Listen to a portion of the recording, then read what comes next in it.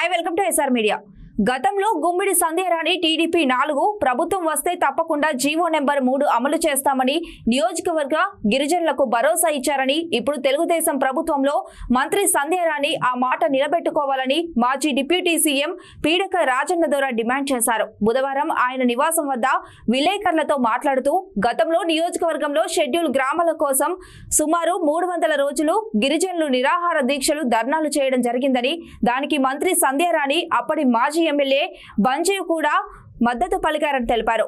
అప్పుడు హామీ ఇచ్చిన ప్రకారం టీడీపీ ప్రభుత్వం ఏర్పాటు చేసింది కాబట్టి CM Chandrababu, deputy CM Pawan Kalyan అలాగే విద్యాశాఖ మంత్రి లోకేష్ దృష్టికి తీసుకెళ్లి జీవో నెంబర్ 3 అమలు చేసే బాధ్యత గిరిజన సంక్షేమ శాఖ మంత్రి సంధ్యారాణిపై ఉందన్నారు. గిరిజనులకు మంచి కోరేవారైతే వెంటనే అమలు చేయాలని డిమాండ్ చేశారు. ప్రభుత్వం వాటిని నెరవేర్చాలి. ఇక్కడ రాష్ట్ర ప్రభుత్వం, అక్కడ కేంద్ర ప్రభుత్వం కూడా. మరి ఈసారి పండగకి ఇప్పటికే మా వాళ్ళందరూ కూడా కొన్ని డిమాండ్లు కూడా తయారు చేసుకొని నాకు కూడా ఇవ్వడం జరిగింది. తగ్గలేదు, మేము కూడా పండగలు చేసుకుంటాం, మా గ్రామాల్లో కూడా ఇస్తామని కూడా చెప్పడం జరిగింది.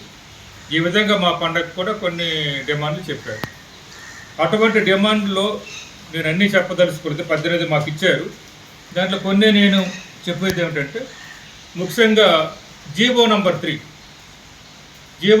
మాకు అవసరమైంది గిరిజనులకి. ఎందుకంటే చదువుకుంటున్న కుర్రవాళ్ళు ఎక్కువ అవుతున్నారు. జీవో నెంబర్ 3 ఎక్కడ అమలు అవ్వద్ది? షెడ్యూల్డ్ ప్రాంతంలోనే అమలు అవ్వద్ది. అంటే ఏ గిరిజన గ్రామాలు అయితే షెడ్యూల్డ్ గ్రామాల లిస్టులో ఉన్నావో అక్కడ అమలు అవ్వద్దు అన్నారు. అందుకే అమలు కావాలంటే ఇప్పుడున్న గిరిజన గ్రామాల్లో చాలా వరకు షెడ్యూల్డ్ గ్రామాలకు మార్చుకోవాల్సిన అవసరం ఉన్నది. గతంలో మరి షెడ్యూల్డ్ గ్రామాల కోసం సాలూరు నియోజకవర్గంలోనే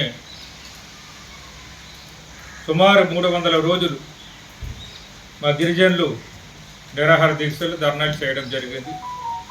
దానికి మద్దతుగా ప్రస్తుత గిరిజన శాఖ మంత్రి గారు సంధ్యారాణి గారు, అలాగే అప్పటి ఎమ్మెల్యే ప్రస్తుత మాజీ ఎమ్మెల్యే బంజీదేవ్ గారు మద్దతు చెప్పారు.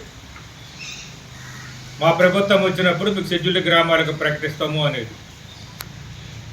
కాబట్టి ఇప్పుడు వాళ్ళ ప్రభుత్వం వచ్చింది, సంధ్యారాణి గారి గిరిజన శాఖ మంత్రి గారు, కాబట్టి అది నెరవేర్చాలని మీ ద్వారా అటు ముఖ్యమంత్రి గారికి, సంధ్యారాణి గారికి, ఎన్డీఏ ప్రభుత్వాన్ని కోరుతుంది.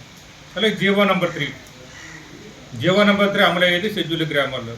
ఈ జీవో నెంబర్ 3 గురించి వారు హామీ ఇచ్చారు. మామూలుగా కాదు, లోకేష్ గారు ఇక్కడికి వచ్చారు ఫిబ్రవరి నెలలో, 2020 ఫిబ్రవరిలో వచ్చేటప్పుడు ఫిబ్రవరి 15వ తేదీన ఇక్కడికి వచ్చారు. 14 తేదీలు వచ్చి ఆ రోజు కూడా లోకేష్ గారు హామీ ఇచ్చారు, జీవో నెంబర్ 3ని మేము అమలు చేస్తాము. అంతేకాకుండా చంద్రబాబు నాయుడు గారు కూడా చాలా సందర్భంలో చెప్పారు. సంధ్యారాణి గారు ఎన్నికల ముందు చెప్పారు, ఎన్నికల తర్వాత కూడా చెప్పారు. ముఖ్యమంత్రి చంద్రబాబు నాయుడు గారికి, గిరిజన శాఖ మంత్రి సంధ్యారాణి గారికి ఈ చెప్పిన మేము ఈసార్లు డిమాండ్ చేస్తున్నాను అన్నమాట. జీవో నెంబర్ 3కి మీరు హామీ ఇచ్చారు ఎన్నికల ముందు, ఎన్నికల్లోనూ, ఎన్నికల తర్వాత మీరు మేనిఫెస్టోలో పెట్టారు కాబట్టి దాన్ని తప్పకుండా అమలు చేయాలి. అలాగే షెడ్యూల్డ్ విలేజ్ గ్రూప్ సంబంధించి కూడా ఇక్కడ మాజీ ఎమ్మెల్యే బంజీదేవ్ గారు, అలాగే ప్రస్తుతం గిరిజన శాఖ మంత్రి గారు మద్దతు పలికారు. మా ప్రభుత్వం వస్తే షెడ్యూల్డ్ గ్రామాలు చేస్తామన్నారు. ఆ ఫైల్ కూడా రెడీగా మీ గిరిజన శాఖలు, మీ డైరెక్టరేట్లు రెడీగా ఉంది కాబట్టి డిమాండ్ చేయాలని నేను గిరిజన తరఫున కోరుతున్నాను.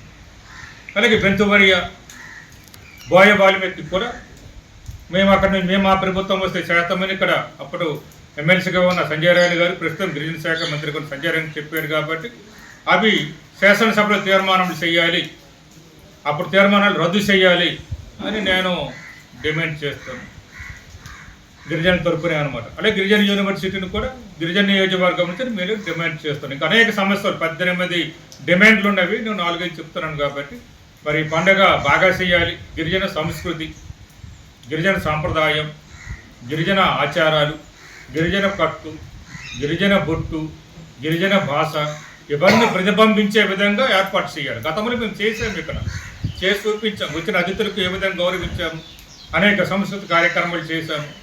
ఉదయం నుంచి రాత్రి 7 వరకు కూడా కార్యక్రమాలు చేశాము. భోజనాల విషయంలో అయితే, వసతి విషయంలో అయితే, గౌరవ విషయంలో అయితే బాగా చేశాము. రాష్ట్రంలో ఆ విధంగా గతంలో ఎప్పుడూ చేయలేదు. రాజశేఖర రెడ్డి గారు ఉండేటప్పుడు కూడా ఆ విధంగా చేయలేదు. టీడీపీలు కూడా ఒకసారి విశాఖపట్నంలో చేసే 2015లో కానీ ఆ విధంగా చేయలేదు. మేము అంగరంగ వైభవంగా అందరూ ఆకట్టుకునే విధంగా సాలూరులో చేసాం. ఆ విధంగా చేస్తారని మేము చేయాలని కూడా గిరిజన శాఖ మంత్రి గారిని ముఖ్యమంత్రి గారిని కోరుతూ మా గిరిజనులందరికీ కూడా మీ ద్వారా ముందుగానే అయితే ఎల్లుండి ఆదివాసీ దినోత్సవం కాబట్టి అందరికీ కూడా ఆదివాసీ పండుగ శుభాకాంక్షలు తెలియజేసుకుంటూ పండుగను అంగరంగ వైభవంగా చేసుకుంటూ మా డిమాండ్ నెరవేర్చాలి. డిమాండ్ నెరవేర్చకపోతే గిరిజనులు దానికోసం మరి నడుము బిగించి ముందుకు సాగవలసిన అవసరం ఉంటుందని కూడా మీ ద్వారా తెలియజేసుకుంటూ సెలవు తీసుకుంటున్నాను.